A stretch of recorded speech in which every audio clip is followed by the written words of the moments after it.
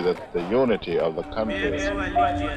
The founding fathers of Nigeria had dreams of building a flourishing nation with its diverse people living peacefully and devoid of any form of external or internal aggression that may threaten the peace and harmonious coexistence of its people. To make these a reality, the first generation leaders made it a top priority, the formation of a formidable military that could stand the test of time.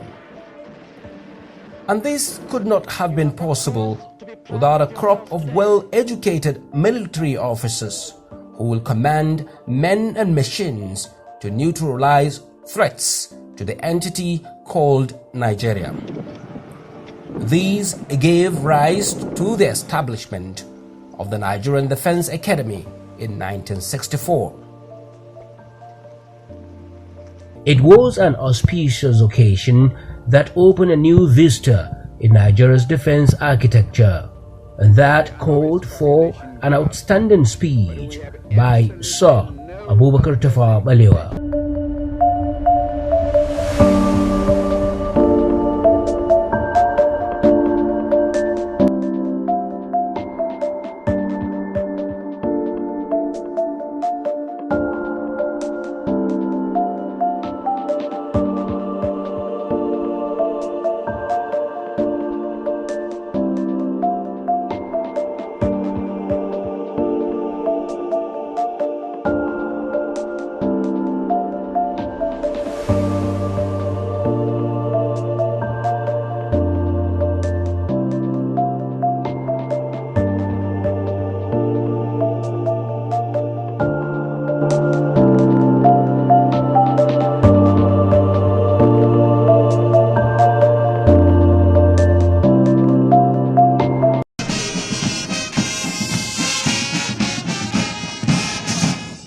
The Academy was established with a vision to produce officers with broad-based training in both military and academic subjects, designed to serve as the foundation for the future progressive development of officers of the Nigerian Armed Forces. These also aligned with a mission to produce each officer cadet with the knowledge, skill and values necessary to meet the requirements of a military officer through military, academic and character development. You now belong to the Nigerian nation and you will serve it selflessly and be prepared to make the ultimate sacrifice if the need arises. The Nigerian Defense Academy has not only turned out thousands of world-class military officers, but also evolved to become a global reference point and a benchmark to many countries aspiring to maintain a military capable of defending its integrity since its establishment. Each of the commandants who led the institution made unique and remarkable contributions that brought the desired transformation, which made the institution a success in all ramifications. Having taken over from the late General Joseph Garba, the permanent site was on the drawing board. On the way to the airport, you see the new NDA site, fully developed. So the government did very well by providing the funding. The place has space, is sited in such a way that the cadets can do most of their training within the academic premises. I went there in 1984. At the time I went, things were not as good as they ought to be. Cadets had started to slacken. Discipline was a little low. But my mission was to install discipline. I'm probably the happiest of all commandants because I'm probably the commandant that has officers, the trained officers, so many.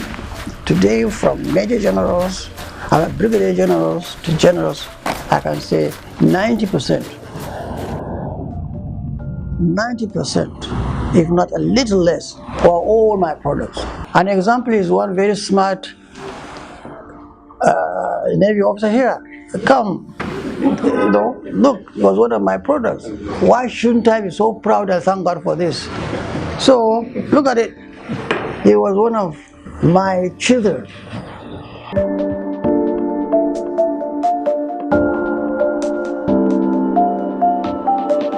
I was deputy commandant for 1 year in the Defense Academy before I became commandant.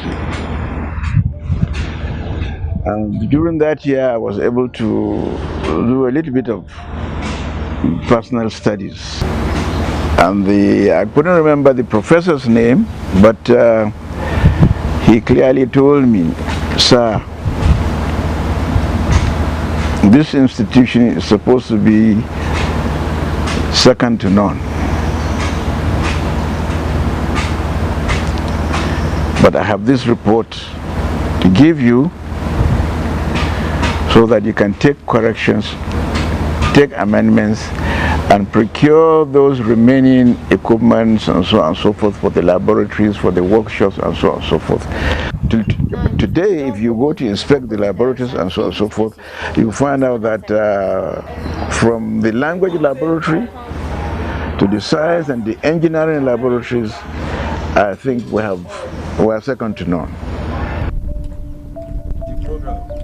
The journey of the institution from a humble beginning at the old site in Kawo, Kaduna, to the new, sitting on a 36 square kilometer expanse of land along the International Airport Road, Kaduna, was actualized by the sheer determination of a number of commandants who led the institution along the vision of the founding fathers of Nigeria. I had the pleasure of moving NDA from the temporary site to the permanent site. That is one of my greatest achievements, I think. My aspiration is to see the NDA rise to the best status of all academies in the world. I wanted to compete favorably with West Point, which is the American equivalent, or Sandhurst, which is the British equivalent.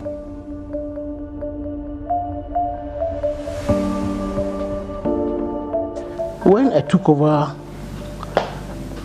as commandant of Nigerian Defense Academy, the Nigerian Defense Academy had just moved from the old site to the permanent site. Against all odds, I moved the Nigerian Defense Academy library from the old site to the permanent site. So, and I also noticed that most of the books in the library are old. So, that was another priority. I made effort and bought so many books. In fact, I spent 2 years of my stay in the academy always making effort to buy books. I bought books, a lot of books in all facets of the academic sector, and also established an e-library for the NDA. So that addressed the issue of library. When the president endorsed and released money for our movement to the permanent site, many eyes were on the old site. Many institutions want to take it over. And the Chief of Defense Staff, General Gomode, had to set up a committee. Luckily, I was made the president of the committee, with the commandant of National Defense College as a member, the commandant of Commandant Staff College as a member, people from officers from DHQ, Army Headquarters, Navy, Air Force, and Minister of Defense. And I thought about it, I said no. The old site will still remain part and parcel of NDA.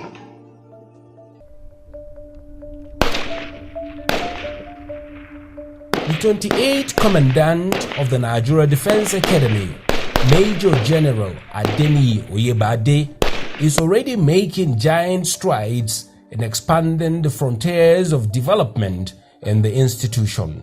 The only way you can really assess the outcome of what you do here is by the quality of our officers and of our officers when they go on operations. And Liberia, Sierra Leone, Sudan, Angola, Democratic Republic of Congo, and of course, in country, we have demonstrated the capacity. And I dare say, without any misconception whatsoever, the Nigerian Armed Forces has remained one of the strongest institutions in land that has kept the peace in this country.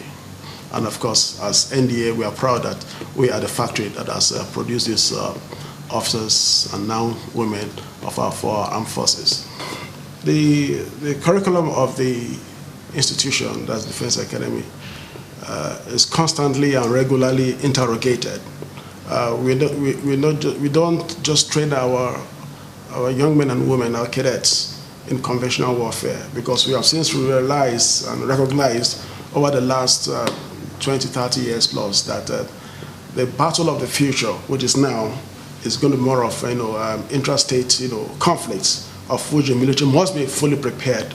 It has been challenging to transform from a solely conventional army fighting interstate wars to fighting intrastate conflicts like we have seen, the insurgency, the spate of crime which has gone haywire.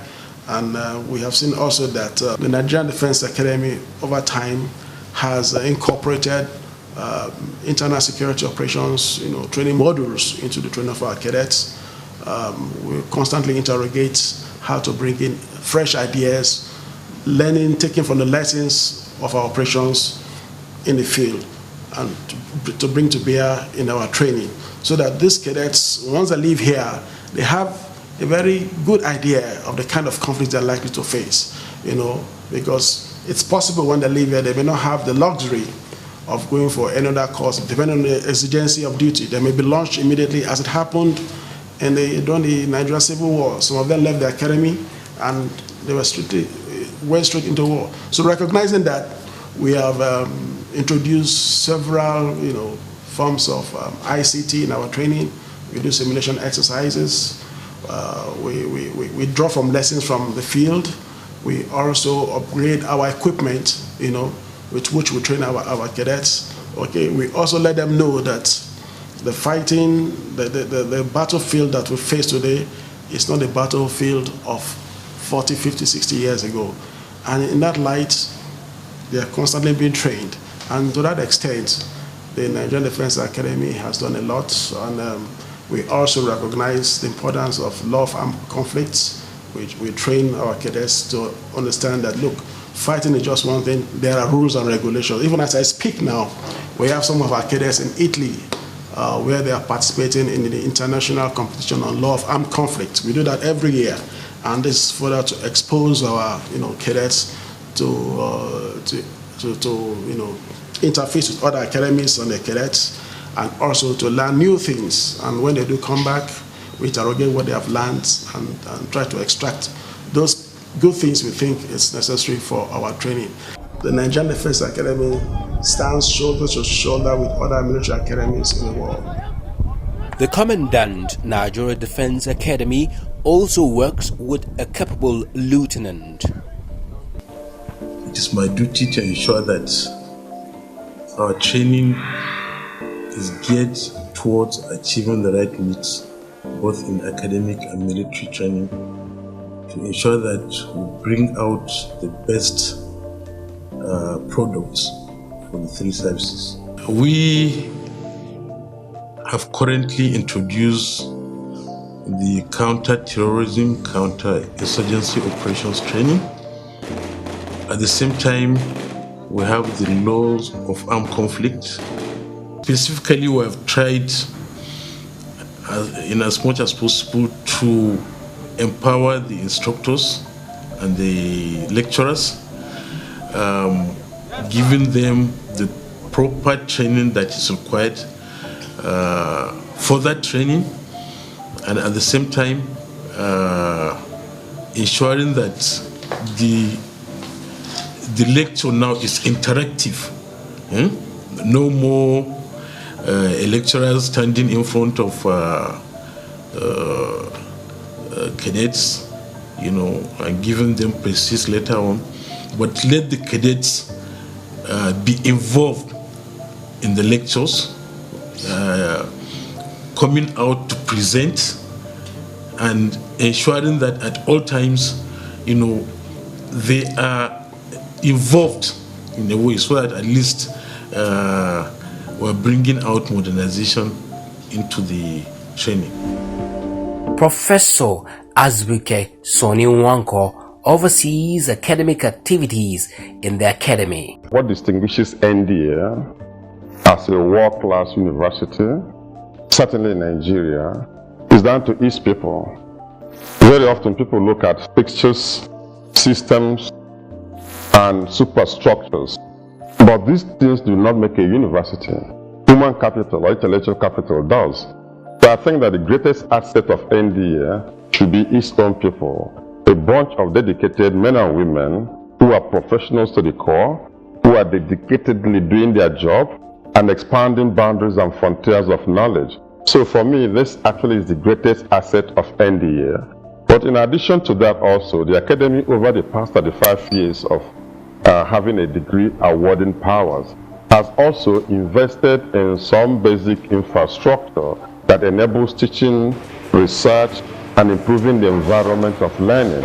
So all of this put together makes NDA to have the foundation to be a Category 1 university in the Global Committee of University System, certainly in Nigeria. The unique selling point, USP for NDA postgraduate school, some people will very easily tell you that it's nestled in its own space. It's the only postgraduate business school that has a campus of its own, almost like an autonomous entity, but it's not autonomous anywhere. And it's unique in Nigeria. And this is where, for example, we applaud previous commandants who have worked assiduously to bring the PG school to where it is now. And current commandant, Major General Daniel Yebade, who has committed just about everything to ensure that our PG school remains #1 in Nigeria. At this point in time, I do not think there's any other postgraduate school in Nigeria that equals NDA PG school. For the 65th regular course as well as the Navy and Air Force cadets 66 regular course up here to be introduced special guest of honor. The cadets are exposed to various kinds of comprehensive military training, simulations cutting across the Army, Navy, and the Air Force. Academic and military training go hand in hand with discipline. In molding cadets to be officers, we basically look at 3 key things closely related, which are critical to achieving the mandate of the college. First is leadership development, because cadets are meant to be leaders on commission. They are meant to command men into combat. So that leadership attribute is absolutely key, and will ensure that before commission they have acquired enough leadership skills to be able to lead troops into combat. Second is character development, again also tied to leadership, to ensure that cadets are trained on all facets of character development: moral in terms of integrity, honor, professional in terms of being able to execute assigned tasks successfully, even social, being able to live honorably both in public and civil life, and also in terms of civic, being able to have emotional intelligence, empathy, interpersonal skills. Now these are the foundations of officers' cadre. Once the cadets are sufficiently trained in these key attributes, then their ability to function is not in doubt, and that is all. Now in terms of professional training, we grade them through several range of key areas, starting from the physical fitness, which we achieve through normal training, endurance, swimming, and other.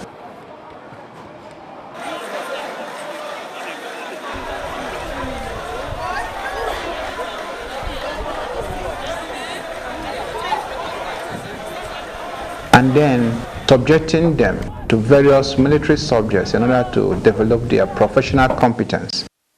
Areas like tactics, map reading, communications, geopolitics, and all that. So when you join all these areas together, you find out that the cadets are better forged into ultimately being elite.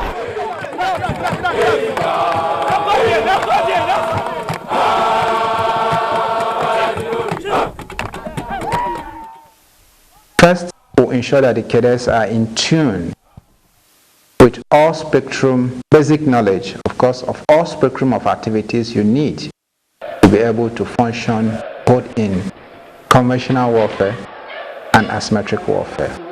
Now, conventional warfare in the sense that despite the changes in the character and nature of warfare, with more issues of irregular threats, we still believe that cadets need to understand first those frameworks that you need to conduct conventional warfare.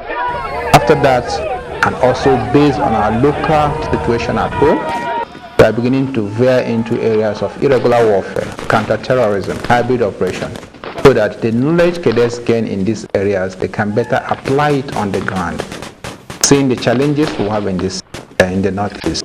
In other words, with this basic knowledge, the cadets are better able, with little or no further training, to be able to function in defense of the command.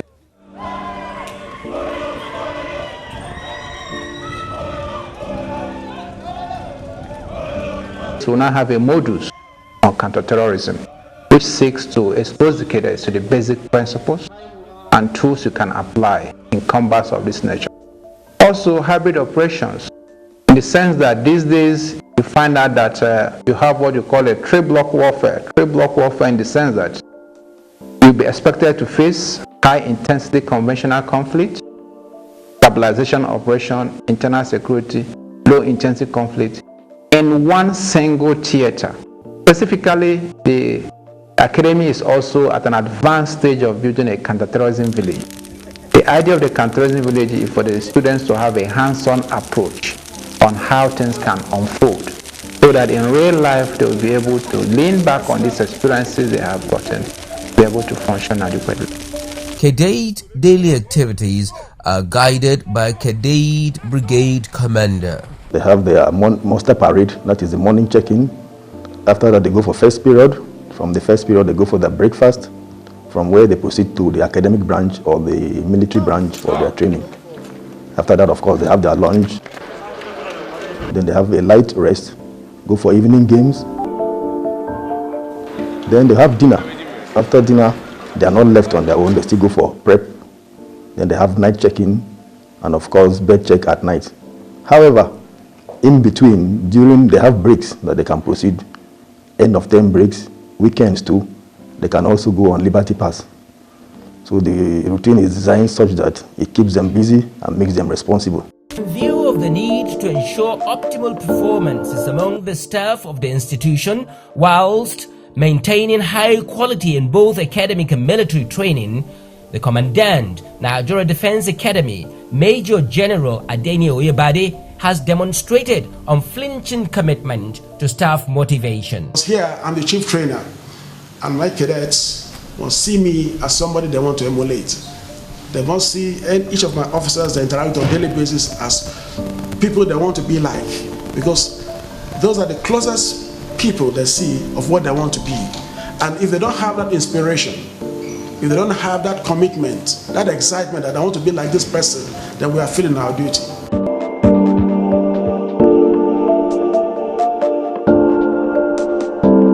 I think every leader has a responsibility to recognize that you must learn to motivate the people that you lead. And what are those key things? Constant training. I make bold to say, under my leadership, since I took over, I was privileged to be appointed by the Chief of Army Staff, Lieutenant General Tiwa Boratai, to lead this institution. We have sent so many, uncountable number of military and civilian staff on high level of training at home and abroad. So over the last 1 year, we have renovated several dilapidated accommodation, upgraded it. We have also built quite a number. As a result of the remarkable successes recorded so far, the cadets have remained in high spirits. Recently, in Nigerian Defense Academy, our training facilities, infrastructure, and concept review have greatly improved the overall training standard in all ramifications. We are now well equipped to face any form of contemporary challenges, both locally and internationally. Cadets feeding now is of standard and everybody's enjoying it. Then, secondly, he has introduced the IHL, which is the International Humanitarian Law, into our curriculum. It is worthy of note that cadets that pass through the Nigerian Defense Academy has memorable moment. Wow. There's a place they call Bomber Tunnel. It's a tunnel really that connects two cadets lines, and each time your seniors want to scare the hell out of you, they ask you to pass through the tunnel. It's so tight, and won't be telling you on the big side. You get stuck in there. My God, you hate yourself. But there are funny moments. But then it wasn't funny then. Yes. But once you leave, you go back. You just laugh about it, and here we are today, through God's grace.